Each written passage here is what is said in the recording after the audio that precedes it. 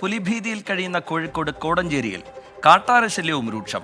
പുലിക്കൂട്ടത്തിന്റെ സാന്നിധ്യം സ്ഥിരീകരിച്ച കണ്ടപ്പൻ ചാലിനോട് ചേർന്നുള്ള കൂരോട്ടുപാറയിലാണ് കാട്ടാനിറങ്ങി വ്യാപകമായി കൃഷി നശിപ്പിക്കുന്നത്. കോടഞ്ചേരി പഞ്ചായത്തിലെ ഏറെ ഉയരത്തിലുള്ള പ്രദേശമായ കൂരോട്ടുപാറയിൽ വർഷങ്ങളായി കാട്ടാനശല്യം രൂക്ഷമാണ്. സന്ധ്യയോടെ കൃഷിയിടത്തിലെത്തുന്ന കാട്ടാനക്കൂട്ടം വ്യാപക നാശം വിതച്ചാണ് കാട് കയറുന്നത്. പലപ്പോഴും വനപാലകരും നാട്ടുകാരും ചേർന്ന് കാട്ടാനകളെ പിന്തിരിപ്പിക്കാറുണ്ട്.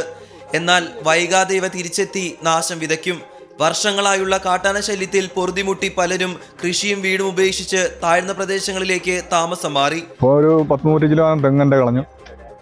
വാഴയൊന്നുമില്ല, വാഴ കൃഷിയില്ല.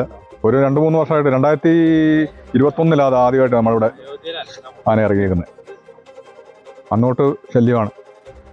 കഴിഞ്ഞ വർഷം വേണ്ട 14 പ്രാവശ്യം കൊണ്ട് വന്നു. ഇനി തെങ്ങില്ല, ഇനി ചെറിയ തെങ്ങുകളൊന്നുമില്ല, വലിയ തെങ്ങുകൾ മാത്രമേ ഉള്ളൂ. ബാക്കിയുള്ളതെല്ലാം പെടുത്തി കഴിഞ്ഞു. വാഴയില്ല, കവുങ്ങില്ല. പിന്നിപ്പം ജാതി ഒരു 2 കിലോ കണ്ണിൽ കൊക്കോ കഴിഞ്ഞാലെത്തുന്നു. കുറച്ചിട്ടിരുന്ന് കൂട്ടിയിട്ടിരുന്ന്. വീട്ടുമുറ്റത്ത് പോലും പലപ്പോഴും ആന എത്തുന്നുണ്ട്.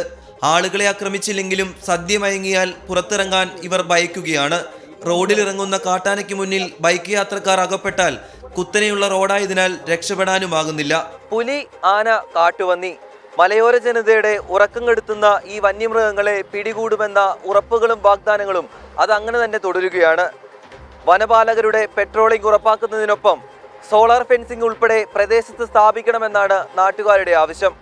രാഹുൽ സുരേഷ്, 24 കോഴിക്കോട്. പൊതുജനം കഴുതയല്ല സാർ. പുലിഭീതി ഒരു ഭാഗത്ത്, അതിനൊപ്പം കാട്ടാനക്കൂട്ടവും ഇറങ്ങുന്നതോടെ ശരിക്കും ജീവിതം വഴിമുട്ടിയ അവസ്ഥയിലാണ് കോടഞ്ചേരിയിലെ കുടുംബങ്ങൾ. കൃഷിയും വീടും ഉപേക്ഷിച്ച് മാറേണ്ടി വന്നാൽ മറ്റൊരു ജീവിതമാർഗവുമില്ല പലർക്കും.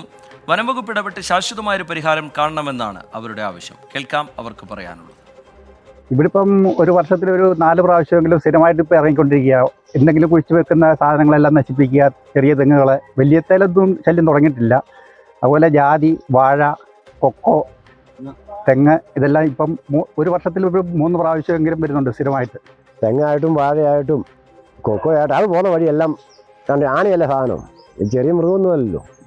എന്നാൽ അതിൻ്റെ അവസ്ഥ എല്ലാവർക്കും ആലോചിച്ചാൽ അറിയത്തില്ലേ. ഇതുവരെ അതായത് ഈ വീടിൻ്റെ എല്ലാം പുറകെ കൂടെ പോയത് അടുക്കള വ്യവസ്ഥ, ഗോവി അടുക്കള വ്യവസ്ഥ ഒക്കെ പോകാം. പറമ്പിൽ ഇറങ്ങുന്നത് തന്നെയല്ല വിഷയം. ഇവിടെ ഈ യാത്രക്കാർക്ക് ഭയങ്കര ബുദ്ധിമുട്ടുള്ള സ്ഥലമാണ്. ഇവിടെ ഈ ബൈക്കിന് വരുമ്പോൾ ഈ വഴി നിൽക്കുന്ന അവസ്ഥകളൊക്കെ പല പ്രാവശ്യം ഉണ്ടായിട്ടുണ്ട്. ചെറുനാരടിക്കാണ് രക്ഷപ്പെട്ടിട്ടുള്ളത്. അങ്ങനെയുള്ള വിഷയങ്ങളാണ് കൂടുതലായിട്ടുള്ളത്.